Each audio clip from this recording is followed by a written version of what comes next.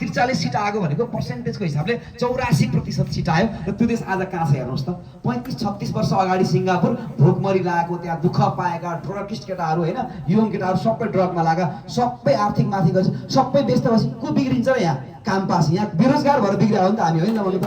त्यो भएर युवाहरूले त्यो अवस्थामा ल्याउनु पर्छ, त्यो ल्याइन्छ र यही पुस्ताले ल्याउँछ। त्यसो ढुक्क हुनुहोस्, युवा पुस्ताको शिर ननिउरिने गरी म काम गर्छु र तपाईलाई जुन यो शान्तिपूर्ण आन्दोलनलाई अपराधिक ट्याग लगाउने काम गरिएको छ, त्यो अपराधिक मान्छे मार्नेहरूलाई त कानुन बनाएर छुट दियो भने यो त देशको लागि रगत उम्लेको कुरा हो नि त।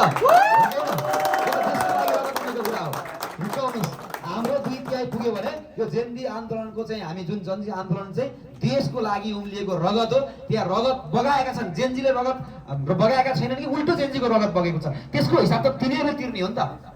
त्यो भएर तपाईँहरू ढुक्क हुनु होला, त्यो विषयमा भएको छ। र अर्को कुरा, तपाईँले मलाई एउटा घोषणापत्र दिनुभएको छ, यो घोषणापत्रमा मलाई हस्ताक्षर अहिले नै गर्नुपर्ने होला होइन, म यो हस्ताक्षर गर्न तयार छु। तर यसको कार्यान्वयन मैले चुनाव जिते सुरु हुन्छ। चुनाव पहिलो 3 महिनाभित्र नै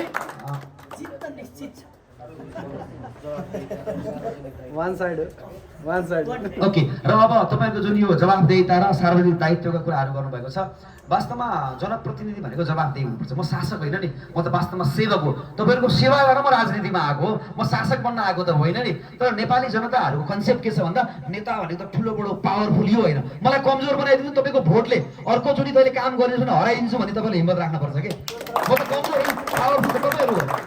त्यो हिम्मत चाहिँ तपाईँले राख्नुपर्छ। म सधैँ जनताको हकमा जवाफदेहिता म गर्छु र यति भन्दै मैले यो आफ्नो यहाँ हस्ताक्षर गर्ने प्रतिबद्धता व्यक्त गर्दै आज 1 बजे हाम्रो कैडाकोटदेखिबाट र्याली छ।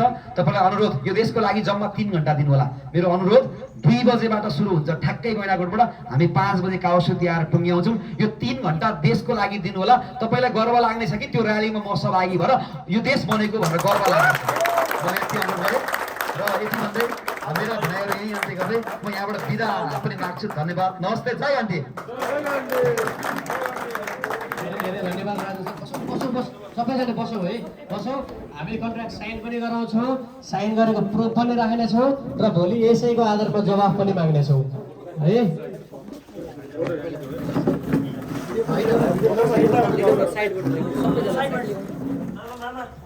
हाम्रो पहिलो जनप्रतिनिधि हुनुहुन्छ, उहाँले हाम्रो चासो दिएर चाहिँ हामीलाई फर्स्टमा प्रायोरिटी दिएर चाहिँ जेन्जीको कन्ट्र्याक्टमा साइन गर्छौँ। आज सम्झौता भएको छ, घन्टी चुनाव चिन्ह लिएर उठ्नु भएको राजन गौतम र जेन्जी नवलपुरसँग सम्झौता भएको छ कि विगतमा हामी यो गर्नेछौँ, प्रतिबद्धता छ। यदि नगरेको खण्डमा के गर्ने र गरेको खण्डमा कस्तो खाले सपोर्ट गर्ने भन्ने कुराहरू सबै कुराहरू यसमा लिखित छ। हामी जेन्जी समूहलाई थाहा छ। उहाँलाई धेरै धेरै धन्यवाद।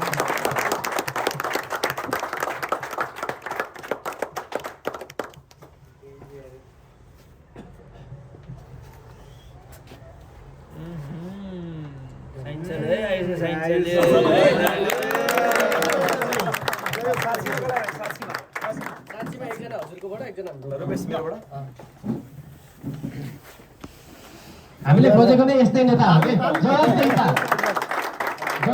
हुनु पर्यो।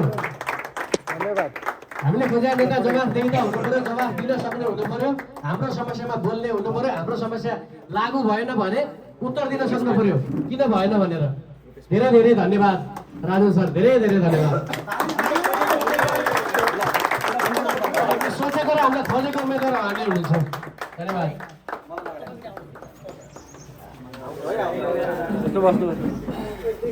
Gen Z Gen Z Gen Z Gen Z Gen Z Gen Z Gen Z Gen Z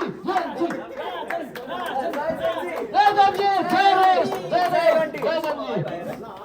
ग्रुपसँग एउटा फोटो खिचौँ न, हाम्रो एउटा ग्रुपलाई बाहिर खिचौँ।